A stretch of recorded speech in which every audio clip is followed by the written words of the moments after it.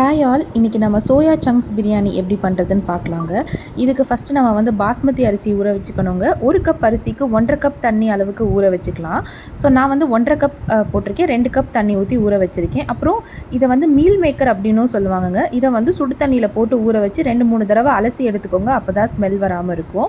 இப்போது ஒரு சின்ன மிக்சி ஜாரில் 1 கைப்பிடி அளவுக்கு வெள்ளைப்பூடு எடுத்துக்கோங்க. நான் யூஸ்வலாக இஞ்சி பூண்டு பேஸ்ட் அரைக்கிறப்ப கூட தோலோடு தான் போடுவேன். நீங்கள் தோல் எடுத்துகிட்டு கூட சேர்த்துக்கலாம். இது கூட ஒரு சின்ன துண்டு அளவுக்கு இஞ்சி போட்டுக்கலாம். அப்புறம் இது கூட ஒரு பச்சை மிளகா போட்டுக்கலாம். நீங்கள் காரம் நல்லா விரும்பி சாப்பிடுவீங்கன்னா 2 பச்சை மிளகா கூட நீங்கள் ஆட் பண்ணிக்கலாம். இப்போ இது கூட ஒரு கைப்பிடி அளவுக்கு கொத்தமல்லி, ஒரு கைப்பிடி அளவுக்கு புதினா சேர்க்கணுங்க. என்கிட்ட புதினா இல்லாததுனால நான் சேர்க்கல, நீங்கள் கண்டிப்பாக சேர்த்துக்கோங்க.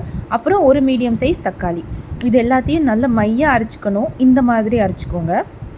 இப்போது நம்ம எடுத்து வச்சுருக்கிற மீல் மேக்கரை நல்லா பிழிஞ்சிட்டு இது கூட 1/2 டீஸ்பூன் அளவுக்கு ரெட் சில்லி பவுடர், அதாவது காஷ்மீரி ரெட் சில்லி பவுடர், காரமே இருக்காது. அப்புறம் ஒரு 1/2 டீஸ்பூன் கரம் மசாலா, கொஞ்சமாக உப்பு, 4 டேபிள் ஸ்பூன் அளவுக்கு தயிர் போட்டு நல்லா பிசைஞ்சு மேரினேட் பண்ணி ஒரு ஓரமாக வச்சுடுங்க. அதுக்குள்ளே ஒரு குக்கரில் 2 டேபிள் ஸ்பூன் நெய், 2 டேபிள் ஸ்பூன் எண்ணெய், ஒரு பட்டை, 2 ஏலக்காய், 2 கிராம்பு, ஒரு பே லீஃப் அதையும் ஆட் பண்ணிவிட்டு அது நல்லா ஃப்ரை ஆகணுங்க. இது நல்லா ஃப்ரை ஆனதுக்கப்புறம் இது கூட 2 பெரிய சைஸ் வெங்காயத்தை நான் ஸ்லைஸாக கட் பண்ணி வச்சுருக்கேன். நல்லா ஸ்லைஸாக கட் பண்ணுங்கள், அப்போ தான் நல்லா வேகும். ஸோ நீங்கள் வெங்காயத்தை எவ்வளோக்கு எவ்வளோ பிரியாணிக்கு நல்லா ஃப்ரை பண்ணுறீங்களோ அவ்வளோக்கு அவ்வளோ பிரியாணியோட டேஸ்ட் ரொம்ப நல்லாயிருக்கும். ஸோ இப்போ இது வேகிறதுக்காக நான் இப்போ இதில் கொஞ்சமாக சால்ட் சேர்த்துக்கிறேன்.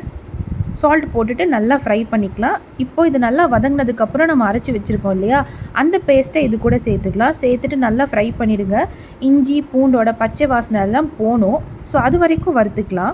இப்போது இது கூட 1/2 டீஸ்பூன் அளவுக்கு கரம் மசாலா, 1/2 டீஸ்பூன் அளவுக்கு அதே காஷ்மீரி ரெட் சில்லி பவுடர், கொஞ்சமாக மஞ்சள் தூள், வேணும்னா இந்த இடத்துல நீங்கள் கொஞ்சமாக உப்பு சேர்த்துக்கலாம். நான் வெங்காயம் வதக்கிறப்பே சேர்த்துட்டேங்கிறதுனால இப்போ சேர்க்கலை. இப்போ இது எல்லாத்தையும் நல்லா ஃப்ரை பண்ணிக்கோங்க. மசாலாவோட பச்சை வாசனை போனதுக்கப்புறம் ஒரு தக்காளி சேர்த்துக்கலாம். நம்ம அரைக்கிறப்பவே ஒரு தக்காளி சேர்த்துருக்கோன்றதுனால இப்போ நான் ஒரே ஒரு தக்காளி மட்டும்தான் சேர்த்துருக்கேன். தக்காளி நல்லா வதங்கி நல்லா மசிய வெந்து வரணும். எண்ணெய் நல்லா பிரிஞ்சு வரணும். எப்படி அப்படின்னா இதோ இந்த மாதிரி.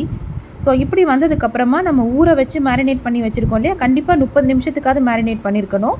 ஸோ அந்த மீல் மேக்கரை இது கூட சேர்த்துக்கோங்க. மீல் மேக்கரை ஊற வச்சதில் தண்ணி நிறைய விட்டுருந்தது, அதனால் தண்ணியெல்லாம் நல்லா வத்துற அளவுக்கு நல்லா ஃப்ரை பண்ணிக்கோங்க. ஸோ இப்போ இது நல்லா ஃப்ரை ஆனதுக்கப்புறம் நம்ம ஊற வச்சுருக்கோம் இல்லையா, அதில் அரிசியை மட்டும் ஃபஸ்ட்டு போட்டுருங்க. போட்டுட்டு மசாலாவோடு சேர்கிற மாதிரி நல்லா கலக்கி விட்டுட்டு இது கூட தண்ணி சேர்த்துக்கலாம். நான் 1.5 கப் அரிசி 2 கப் தண்ணி சேர்த்துருக்கேங்க. எனக்கு குலையாமல் நல்லா வந்திருந்தது. ஸோ இப்போது இதை குக்கர் மூடியில் விசில் போட்டுட்டு மீடியம் ஃப்ளேமில் ஒரு 8லேருந்து 10 நிமிஷம் வச்சு எடுத்திங்கன்னா சூப்பரான ஒரு meal maker biryani ready. Try பண்ணி பார்த்துட்டு எப்படி இருக்குன்னு மறக்காமல் என் கூட கமெண்ட்டில் ஷேர் பண்ணிக்கோங்க. பாய்.